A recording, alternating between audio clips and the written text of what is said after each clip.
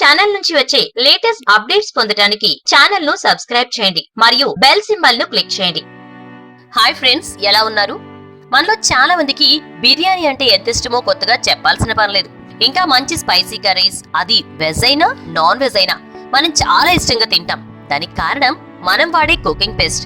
ప్రస్తుతం చాలా మందికి ఈ కుకింగ్ పేస్ట్ చేసుకునే టైం లేక అందరూ బయట కొనడం ఒక అలవాటుగా మారింది. అలా ఈ కుకింగ్ పేస్ట్ లో బాగా ఫేమస్ అయి ఎక్కువగా సేల్ జరుగుతోంది మాత్రం జింజర్ గార్లిక్ పేస్ట్. ఇండియాలో ఈ పేస్ట్ యొక్క మార్కెట్ సైజ్ 70 కోట్ల పైమాటే.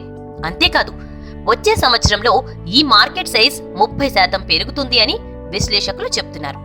అందువలన ప్రస్తుతం ఈ జింజర్ గార్లిక్ పేస్ట్ మ్యానుఫ్యాక్చరింగ్ మనకు మంచి లాభం తెచ్చే బిజినెస్ గా మారింది.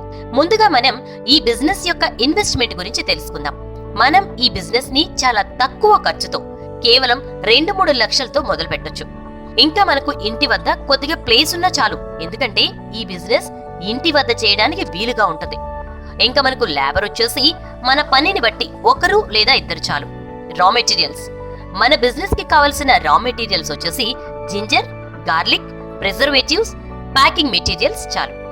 మెషినరీ, మనకు మెషినరీ వచ్చేసి కావాల్సింది pulping machine, water jet washer, skin peeling machine, crusher, stainless steel tank, packaging machine, weighing scale machine.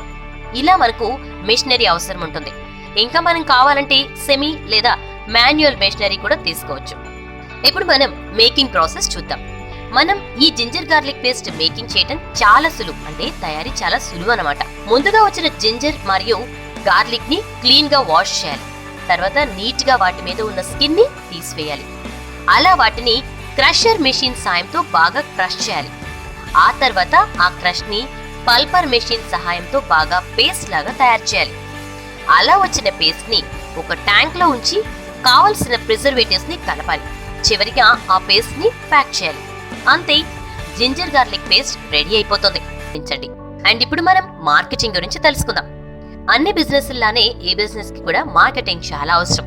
అందుకు మనం చేయవలసింది, మనం హోటల్స్, రెస్టారెంట్స్, క్యాంటీన్స్ తో మాట్లాడుకోవటం, ముఖ్యంగా curry points, super markets, grocery shops తో అగ్రిమెంట్ చేసుకోవటం, ఇంకా ఆన్లైన్ సైట్స్ లో సేల్ చేయటం, మన బిజినెస్ నేమ్ ని బ్రాండింగ్ చేసుకోవటం, ఇంకా మన ప్రొడక్ట్ కి క్వాలిటీ మెయింటైన్ చేయటం. ఇలా ఈ పద్ధతుల ద్వారా మనం మార్కెటింగ్ చేసుకోవచ్చు.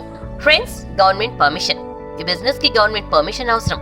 ముందుగా MSME ఉద్యోగ్ ఆధార్ స్కీమ్ కింద రిజిస్ట్రేషన్ చేసుకోవాలి. ఇంకా FSSAI రిజిస్ట్రేషన్ చేసుకోవాలి. అలానే స్టేట్ పొల్యూషన్ బోర్డ్ సర్టిఫికేట్ తీసుకోవటం, ఇంకా ట్రేడ్ లైసెన్స్ రిజిస్ట్రేషన్ చేసుకోవటం, లోకల్ అథారిటీ పర్మిషన్ కూడా తీసుకోవటం. సబ్సిడీ, ఇంకా సబ్సిడీ వచ్చేసి technology and quality upgradation support for MSME members, market development assistance scheme for micro, small and medium enterprises. ఇలా మనకు సబ్సిడీ స్కీమ్స్ అందుబాటులో ఉన్నాయి.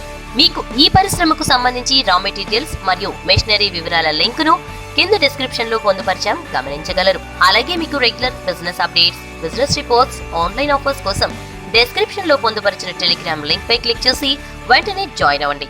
Thank you.